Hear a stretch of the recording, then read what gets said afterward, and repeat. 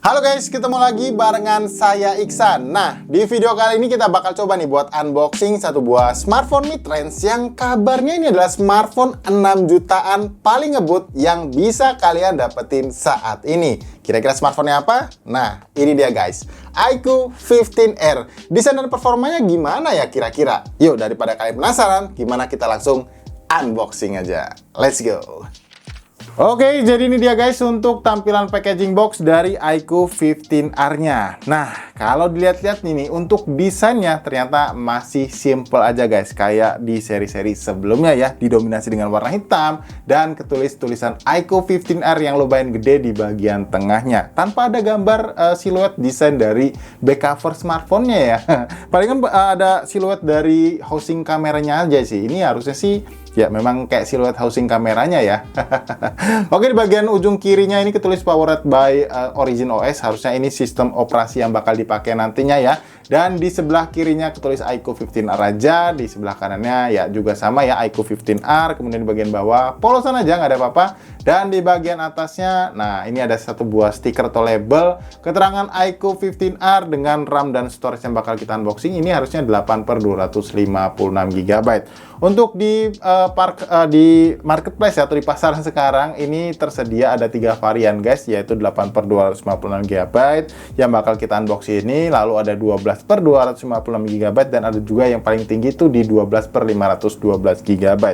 Untuk per video ini unboxing ini saya buat ya guys, untuk harganya di 8/256 GB atau yang versi base modelnya itu sekarang ada di 6,9 jutaan. Kalau di SRP-nya kemarin itu di 7,299 juta alias di 7,3 jutaan guys.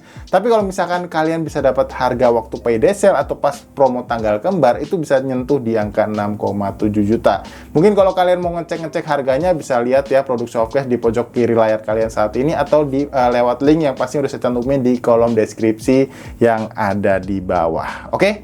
Nah, lanjut di bagian belakang boxnya, ya lagi-lagi simple juga guys, nggak ada keterangan key selling point dari smartphone-nya ya, bener-bener kayak misterius gitu, biar kita tuh ngegali sendiri spesifikasi dari smartphone-nya itu apa. Palingan keterangan email dan juga varian warna yang bakal kita unboxing nih guys, yaitu varian warna silver atau warna perak.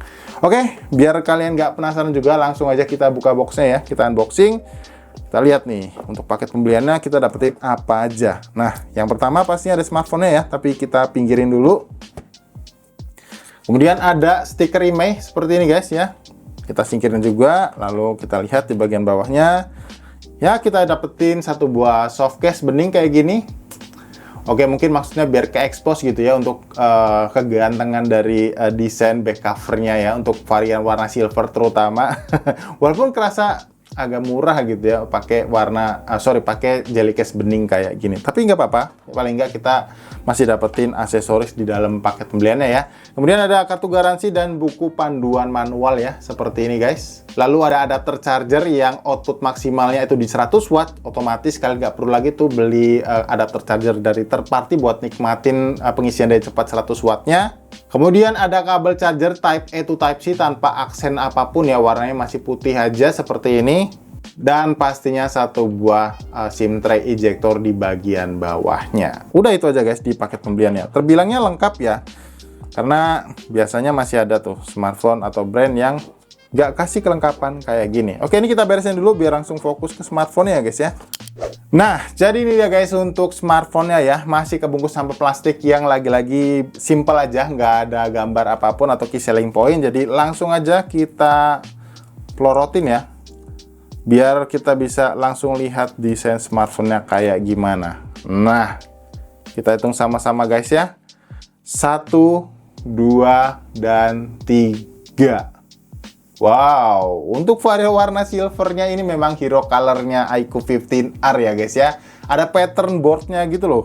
Nah, kotak-kotak kayak gini. Dan secara finishing ini memang halus guys, tapi rasanya sih nggak gampang nyeplak sidik jari ya, karena benar-benar dibikin smooth gitu. Nggak biasanya kan ada yang kelihatan licin tapi lengket gitu, biasanya dia gampang nyeplak sidik jari, tapi ini enggak. Oke, cakep ya desainnya. Makanya dikasih jelly case bening tadi biar ke expose warna ininya. Untuk material sendiri ini frame-nya udah pakai metal ya guys. Saya bisa dilihat di bagian atas ini ada grill speaker, kemudian ada lubang mikrofon dan ada garis antenanya, ada 2 ya. Di sebelah kanan ada tombol volume up and down, kemudian tombol power juga. Lalu di bagian bawahnya ada grill speaker lagi, lubang mikrofon lagi ya ini harusnya, dan port charger USB Type-C. Dan pastinya ada 1 buah slot SIM tray juga, yang kalau kita lihat ya, kita cek. Ya, ternyata dia hanya support 2 nano SIM card aja. Jadi nggak bisa tuh kalian extend lagi memorinya pakai memori SD card. Sayang banget ya. Jadi pastiin kalau kalian tertarik buat beli, ya mungkin emang lebih baik kalau kalian mau pakai dalam jangka waktu mungkin lama gitu ya. Pastiin kalian ambil varian tertingginya yaitu 12/512 GB.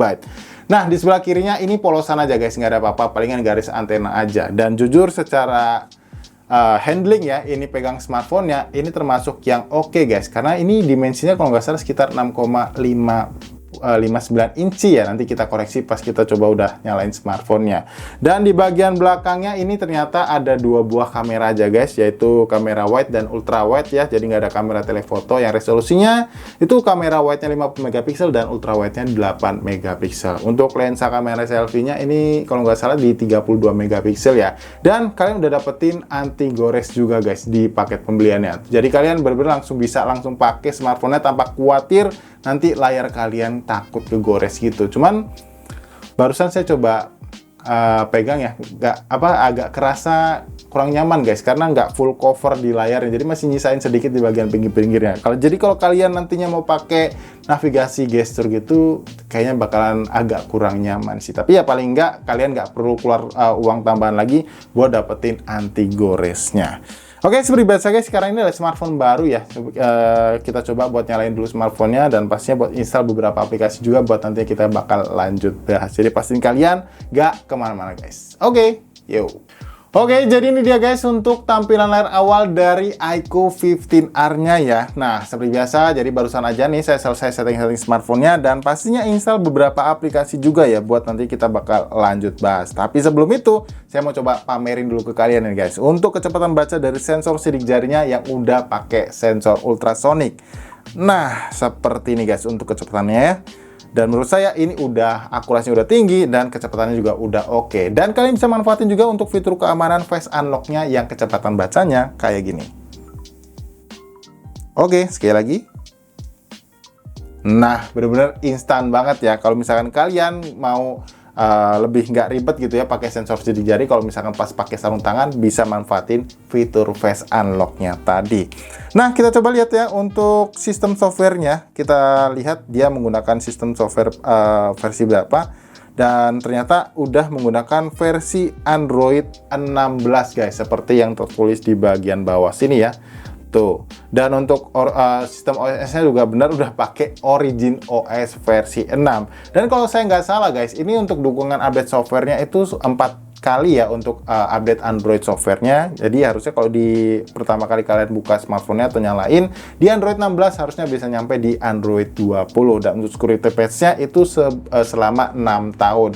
Jadi memang smartphone ini secara dukungan software dan secara chipset ini benar-benar akan aman banget kalau kalian mau pakai selama 3 tahun untuk minimalnya. Nah, mungkin saya coba bantu highlight sedikit dulu ya guys untuk beberapa key selling point dari iQOO 15R ini yang bisa kalian lihat di sebelah kiri layar kalian saat ini. Kita mulai dari bagian layarnya dulu ya. Untuk panel layarnya ini memang menggunakan panel layar AMOLED guys. Untuk resolusinya di 1,5K dan refresh rate-nya ini bisa up to 144 Hz. Ya walaupun ini bakalan support di game-game tertentu aja ya, karena game-game common kayak Mobile Legends, PUBG Mobile, dan Genshin Impact rasanya belum bisa digunain di 144 Hz. Kemudian untuk tipe perlindungannya ini harusnya udah menggunakan perlindungan dari kaca Corning Gorilla Glass ya. Cuman versinya berapa saya lupa deh. Mungkin buat kalian yang udah tahu bisa tulis di kolom komentar yang ada di bawah. Untuk performa ini menggunakan chipset dari Snapdragon yaitu Qualcomm X Gen 5. Bukan yang X Elite Gen 5 ya guys ya, jadi itu beda karena yang X Elite dengan X Gen 5 itu benar-benar beda secara frame core performance-nya ya. Dan untuk GPU-nya saya tuh kalau nggak salah pakainya dia Adreno di 829. Yang untuk skor AnTuTu benchmark-nya kalau kalian penasaran bisa dilihat ya. Nah, ini bisa tembus di angka 2,6 juta guys ya. Lebih tepatnya di 2.637.000-an. Dengan skor segini harusnya aman banget nih guys. Mau kalian pakai buat main game PUBG Mobile, Mobile Legends, ataupun Genshin Impact. Dan untuk tipe memori yang digunakan di iQOO 15R ini juga udah versi yang 4.1 guys. Yang harusnya sih bakalan aman banget ya dari kejadian nge-lag gitu. Untuk kameranya seperti yang saya udah sebutin tadi ya, ini setup kamera utamanya di dua kamera aja, yaitu kamera wide dan ultra wide ya. Resolusinya di 50 megapiksel dan 8 megapiksel untuk ultra wide-nya. Lalu di kamera selfie-nya sini dia resolusinya 32 megapiksel. Dan untuk fitur-fitur lainnya mungkin seperti IP rating IP68 dan IP69 juga ini udah support. NFC pastinya ada ya, udah jadi fitur basic lah. Cuman sayangnya memang fitur eSIM sepertinya belum tersedia guys. Kita coba bantu cek dulu ya. Nah, bener aja untuk fitur eSIM-nya ini nggak tersedia. Kita coba cari eSIM. Ya, ternyata memang belum support eSIM guys. Itu aja yang saya sayangin. Nah, sekarang saya mau coba kasih lihat ke kalian ya guys untuk interface dari aplikasi kamera bawaannya ya. Ini seperti ini untuk tampilannya. Menunya ada foto, potret ya. Kemudian ada mode malam, ada foto cepat juga. Dan ada juga mode video dan dokumen Ultra SD ya. Dan juga di bagian lainnya ini terbilang juga lumayan banyak, ada fitur fisheye, kemudian mode pro juga, bulan super. Wah, ini menarik sih. Nggak ada fitur telenya, tapi disediain foto bulan super.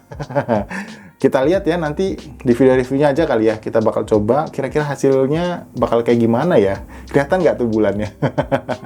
Dan lagi di bagian sini ada pencahayaan lama, mungkin kayak light trail gitu ya guys ya. Kemudian gerak lambat, panorama, dan resolusi tinggi di 50 megapikselnya. Harusnya ini fitur buat bikin hasil jepretan kamera itu native hasilnya di 50 megapiksel. Jadi nggak pakai teknologi pixel binningnya. Kita lihat ya untuk di perekaman videonya dia support sampai di resolusi apa guys? Di 4K 60 fps kah?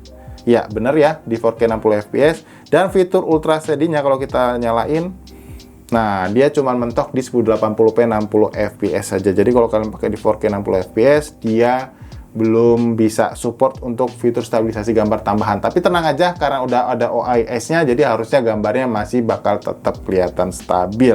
Kalau di kamera depannya kita lihat dia resolusi tertingginya adalah wow, bisa 4K 60 fps juga guys. Bener-bener cukup menarik ya. Mungkin buat kamu yang pengen lihat beberapa sampel fotonya bisa lihat beberapa gambar berikut ini ya, yang saya ambil di foto siang hari dan sampel waktu malam harinya.